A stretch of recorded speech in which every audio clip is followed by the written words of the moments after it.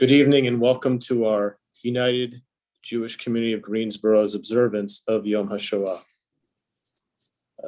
For so many of us, we are done with this virtual experience. We've been missing real life, and we are hopefully on the cusp of the beginning of a return to normalcy. We're hopeful that in the next weeks and months, the steps that we cautiously take to return towards practicing our Judaism together, to being together at temple and at synagogue and at Chabad, that being together in federation will be a reality, and that we'll be able to build trust in our security and feel comfortable and secure together without the anxiety of the past year. Sadly, our experiences of isolation and separation and insecurity certainly have reinforced for us the awe and empathy that we have for all that our ancestors, our spiritual ancestors and our physical ancestors experienced in the Shoah. Their unfathomable suffering and bravery to resist, that we'll talk about in a moment, the bravery to maintain their humanity in spite of everything that they faced is beyond comprehension and inspires us all. Tonight, we have planned a brief and appropriate ceremony to do in this virtual manner. And I'm going to just outline it for you before we get started. We're going to begin with a symbolic Yom HaShoah candle lighting featuring a number of our local survivors, along with a poem. Then I'm going to have a brief conversation with artist Victoria Milstein about her piece of art that is going to be the centerpiece of our new Greensboro Holocaust Memorial. And we'll talk more about that in just a moment. Then we will ceremonially pray on behalf of the souls of all our ancestors who were slaughtered in the Shoah with an El Mali Rachamim, where we hope and pray that their souls are connected to the eternity of God. And we promise, in essence, that by taking action to do acts of tzedakah and giving the chasadim in their memory, that we keep their memories alive, we keep them alive with us. We'll all have a chance to recite the Mourner's Kaddish as well. And then after taking the communal pledge, we will have a chance to look forward with hope by singing together Hatikva. It's a brief ceremony, but a fitting one, and one that's of course necessary to this day. So we'll begin now with the video.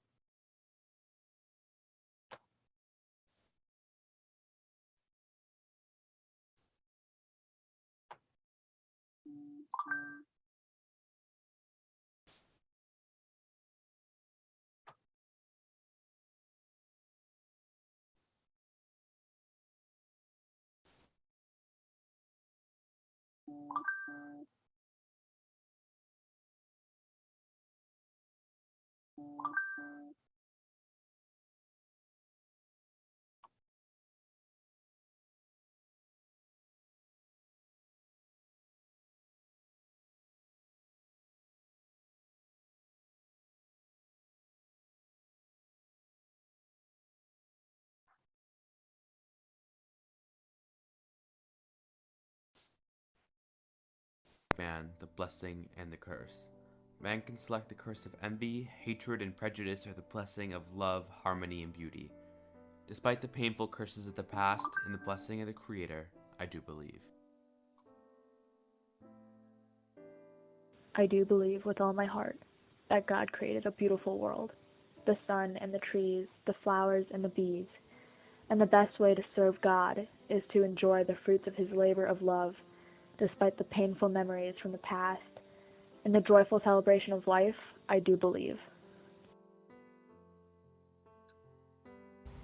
I do believe with all my heart that God has created man in image of his own, and killing of man is like the killing of God. Despite the massacres in Rwanda, the cleansing in Bosnia, and the folly of Muslim fanatics, the cruelty of Paul, the love and compassion of the Creator, I do believe.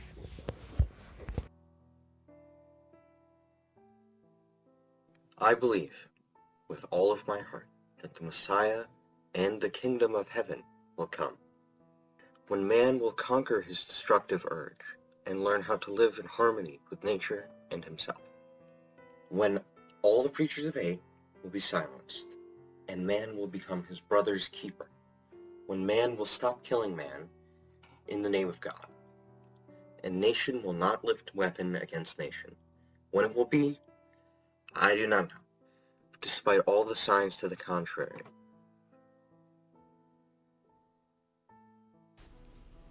In the dawn of a better world, I believe with all my heart, that the Messiah and the kingdom of heaven will come, when man will conquer his destructive urge and learn how to live in harmony with nature and himself, when all the preachers of hate will be silenced and man will become his brother's keeper.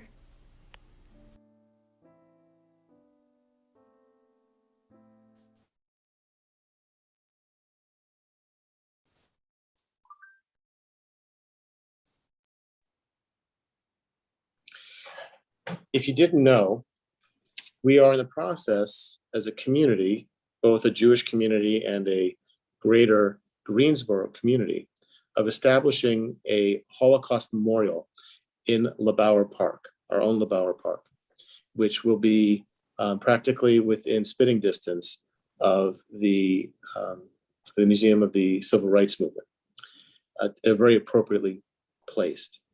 Tonight, we're fortunate to have with us Victoria Milstein, who's the artist and who is the inspiration behind this project. And so I'm glad to have her with us and to talk for a few moments about how her sculpture is a appropriate monument for our city and for our community. So Victoria, why don't we begin?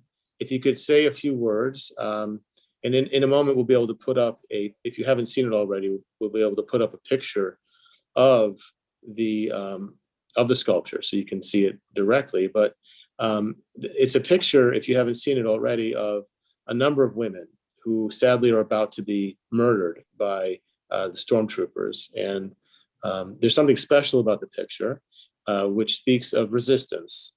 And I'm going to ask Victoria to speak about that and what drew her to this picture and why it's an appropriate marker for our community. Thank you, Rabbi Ben Gideon. Do we have the picture to show everyone before I start speaking about it? There we go. Wonderful, thank you. What we see here are 5 women and a child in 1941 in La Pija, Latvia, moments before they were murdered by the Nazis. The insidious thing about this journey, the journey of very often the women and children, is this picture was taken. We see it on our eyes today, but this was taken by a Nazi soldier for exhibition tourism. He saw them as inhumane. He saw them as others. He saw them as not human beings with a life. And what we see are our mothers, our sisters, our aunts, our cousins. You know, when you see something, you see a picture or a moment in your life and you can't unsee it. This is what happened when I saw this photograph. After being in Auschwitz and pushing Hank Broad through the gates of Auschwitz, I knew at that moment that I had to do work that had to do with the Holocaust, and specifically the journey of the women, because they had the children and the most vulnerable in our societies, in all our societies. What happened to them is a microorganism of a story that has happened all over the world, from African American to the Syrian, to Asians, to every population you can think of, the genocide of women and children, the most vulnerable. As a Jewish American, an American Jew, and a sculptor and an artist, we are the canaries in the coal mines. And when I see this picture, I see in the middle, the one I related to the most was the matriarch. They're facing death, and what do? They grab each other's arms, they're arm in arm, and the little one is behind them. She shows the horror of what's going to happen. Her head is tilted. You don't even see her face, but her arm is bent. There was such humanity, humility, grace, and strength in this photograph. So this photograph is what inspired me to create this Holocaust monument. So Victoria, Yes. you as an artist, you so brilliantly bring our attention to the details that we might have missed, and you help us to see the humanity of a situation where our ancestors, our people, are being made, or there are attempts to make them less than human, right? And as you just explained so beautifully, and the matriarch there continuing to wear her own boots. I know you see as a sign of resistance, but you've also added a detail to this sculpture that's connected locally, in that the way you have structured it, and maybe you can tell us a little bit more about that. You've included somehow one of the survivors in our community, Shelley Weiner. You've considered her image in part in this sculpture. So I'm curious, as the artist calling our attention to these details, how does that bring extra meaning? What's the meaning you intend for us to see there and to carry forth? So as we know that the survivors of the Holocaust, their story has to be told by us. They won't be here forever. We are so graced with a Holocaust survivor, Shelley Weiner. And when I was creating this Holocaust monument for women and children, I came to her and I spoke to her and I heard her story. The monument is actually named in honor of her aunt and her mother. Her mother, Eva Weiner, and Sophia Garlick. These are brave women. These are like the women that wouldn't take off her boots. The woman who stands before us to say, you have to remember, you have to take care. And so her mother and her aunt were those women. And Shelley is that woman. Shelley started the Holocaust Council. Shelley's been working in Holocaust education her whole life. So I asked Shelley if she would come to the studio and if she would pose, because I'm working from a photograph. So I need models. I need people to pose. So she is posing for the matriarch, her arms, her hands. And when you see the sculpture, they're going to show you a picture of the model of what the monument will be. Those are Shelley's arms. She's posing for them. And it's just my honor to recognize her story, her journey. And she's about all of us. She's about all of the women and children that have been genocide, that have been treated as others, that have been murdered because of their color, their race, their religion, whether they're Muslim, Jew, Christian. So I think that this small story is the big story, Holocaust education.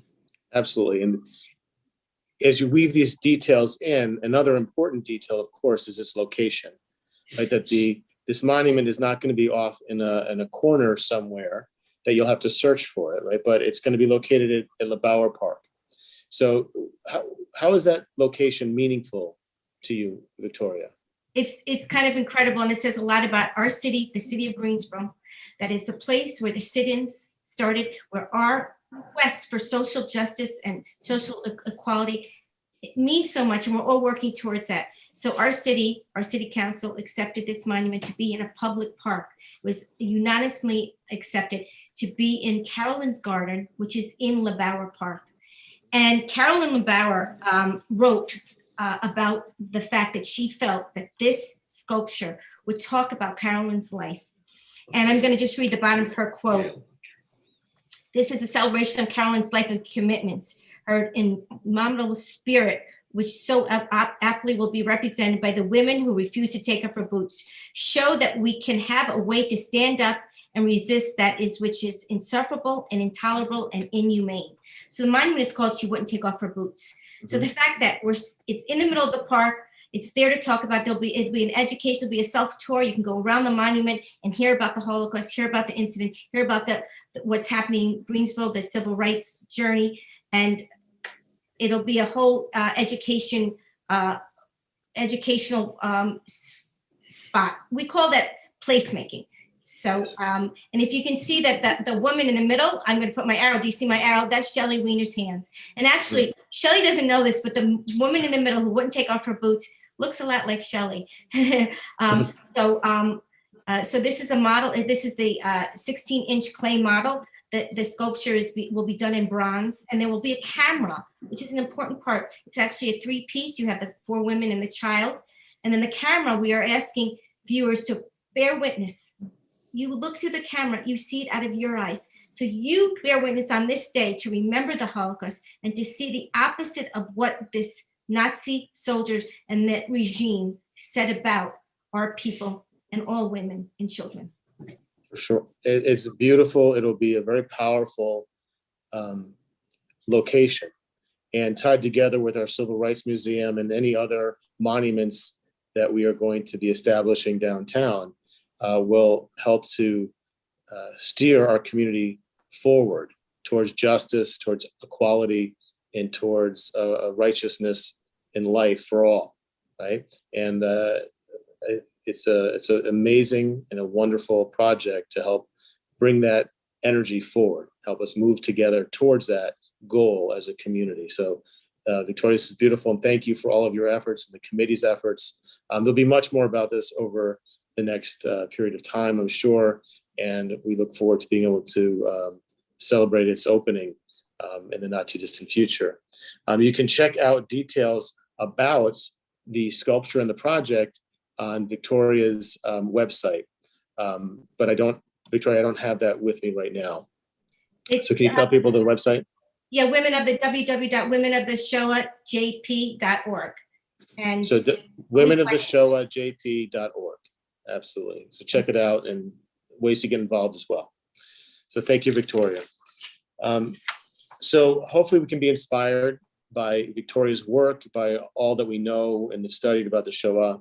But we're going to focus now on how to channel our emotions and our hopes and our energies in these sacred directions. So I'm going to ask if everyone is able to please stand as I chant the El Male Rachamim prayer, one that always catches in our throats and is so difficult to hear, but yet so important as well.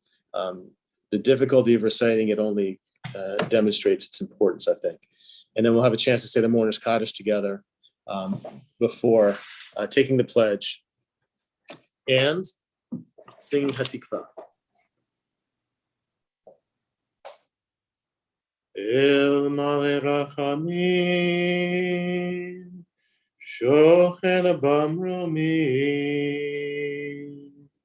Amsei Menucha Nechona Tachat Kanfei Hashchina B'malo Kedoshim Tohorim Kezoha Harakia Mazirim L'nishmot Kol Achenu B'nei Yisrael Shnitbechu B'Shoah Anashim Nashim V'Taf Shenechneku V'Shenisrafu V'Shenehagu Shemasru Et Nafsham Al Kiddush Hashem V'Gan Eden Tehi Menuchatam Anabal Harachamim Hastirem B'Setek Nefecha Le'oholamim Utzror B'Tzah HaChaim Et Nishmotehem Arnehu Nachlatam V'yanuach b'shalom al mishkavotehem v'nomar Amen. Exalted, compassionate God, grant infinite rest in your sheltering presence among the holy and pure to the souls of our brethren who perished in the Shoah, men, women, and children of the house of Israel who were slaughtered and suffocated and burned to ashes. May their memory endure and inspire deeds of charity, tzedakah, and goodness in our lives. May their souls thus be bound up in the bond of life. May they rest in peace. And let us say, Amen. Mourner's Kaddish. Yitgadal v'yitgadash shemei Rabbah. B'alma divra kirute b'amlich malchute v'chayechon u'v'yomechon u'v'chayeh l'kol Beit Yisrael v'agala u'v'zman kari v'imru. Amen. Yehi shmei Rabba mevarach le'olam l'amei maya. Yitbarach v'yishtabach v'yitfa'ar v'yitromam v'yitnaseh. V'yitadar v'yitaleh v'yitalal shemei d'kudusha richu. La'ela min kol birchata v'shirata tush b'chata v'nechemata da'amiran be'alma v'imru. Amen. Yehi shalom rabba min shemaya v'chaim aleinu v'al kol Yisrael v'imru. Amen. Oseh shalom b'mromav v'yaseh shalom aleinu v'al kol Yisrael v'imru. Amen.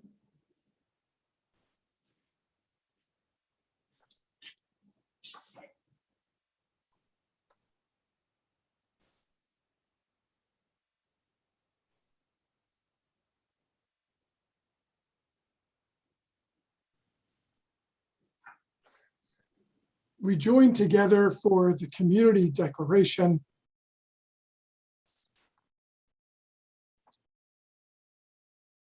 I'll share my screen, and I would encourage you at home to read along with me as we say these important words and the values that we embrace their meaning to us.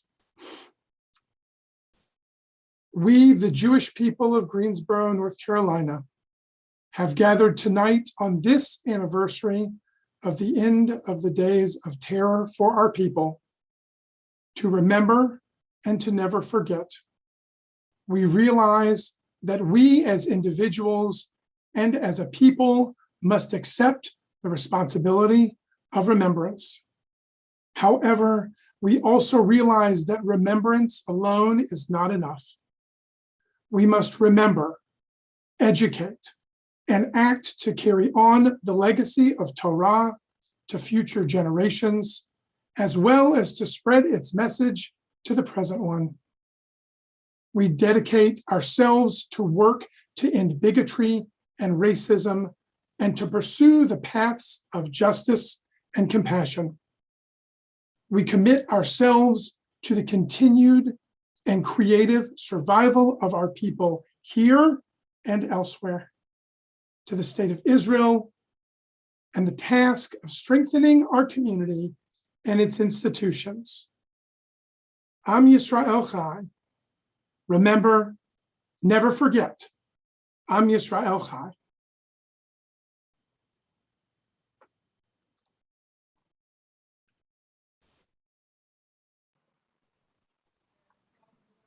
Friends, today indeed is a solemn day. It's a serious day. It is a day in which our hearts and our souls are open.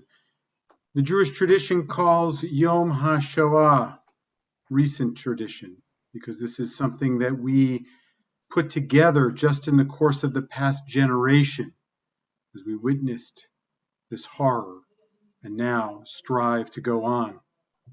Our tradition considers this to be a Yom Kaddish Klali, a day in which all are called to say Kaddish, to remember. We do so because there were so many who had no one to say Kaddish for them. But I would also like to say that today is also a Yom HaTikva Klali. It's a day in which we sing out the words of the song HaTikva in a general sense, for those who put themselves forward who only wish they could sing it with the gusto that we do. For the 6 million of our brothers and our sisters, of them 1.5 million children. For the women in that picture, those wearing boots, and those who are in the sculpture today, who represent them, and so many others like them. For Mordechai Analevich, who led the Warsaw Ghetto Uprising, which this day commemorates that act of heroism and resistance. And for Hannah Senich, who was dropped behind enemy lines in order to warn our people of the impending doom, and who paid for it with her life. For all of those whose lives were snuffed out, for all of those who stood up and resisted, we sing this song, Hatikva, because there are so many who this song forever resonates for. This is important. It's important for our time, and it's important for all time. As we sing the words of this song, which is not only the national anthem of the state of Israel, but also is the anthem of our people, the Jewish people, a people with hope, tikva, at the core of who we are. It's my honor to introduce Dana Betterson, who will sing this song with us as we rise in our souls with this song of eternal hope. Go baleva penima nefesh uri omia ufate mizrach kadima aile Zion Sophia Olovda tikvateinu Hatikva bat shnot alpayim liodam choshi be'artzeinu Eretz Zion Yerushalayim liodam choshi be'artzeinu Eretz Zion Yerushalayim.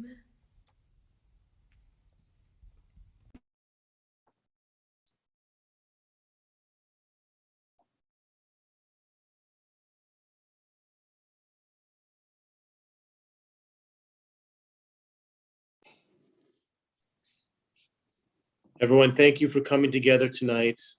Hope we have a meaningful experience, a meaningful connection with the ideas and the emotions of Yom HaShoah, and that together we do better. We always can do better, and that we live up to the memory and the honor of all of our ancestors. Everyone, Erev Tov.